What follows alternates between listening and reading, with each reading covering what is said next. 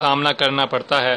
تو اب آپ بے فکر ہو جائیں، کیونکہ ہم آپ کو آج منہ کی بدبو سے نجات کا ایک ایسا ٹوٹکا بتائیں گے کہ جس کو اگر آپ استعمال کر لیں تو آپ کو منہ کی بدبو سے ہمیشہ کے لیے نجات مل جائے گی۔ اس ٹوٹکے کو آپ استعمال کریں، بہت ہی بہترین ٹوٹکا ہے، اور آپ اس کے رزلٹ دیکھ کر، اس کے نتائج دیکھ کر خود حیران رہ جائیں گے۔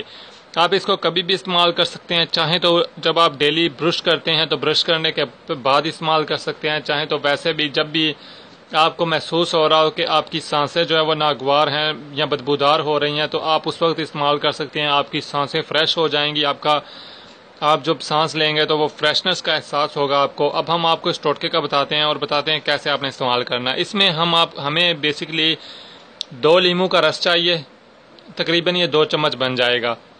اس کے علاوہ شہد ہمیں 1.5 چمچ چاہیے، دار چینی بھی ہمیں 1.5 چمچ چاہیے، اسے باریک پیس لینا ہے۔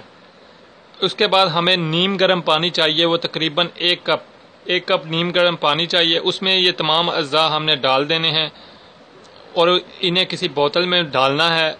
بند بوتل میں 1 کپ نیم گرم پانی ڈالیں، اس میں تینوں یہ اجزاء ڈالیں، اور پھر اچھی طریقے سے اس بوتل کو ہم نے ہلاتے رہنا ہے تاکہ اچھے طریقے سے وہ ایک مکس ہو جائیں۔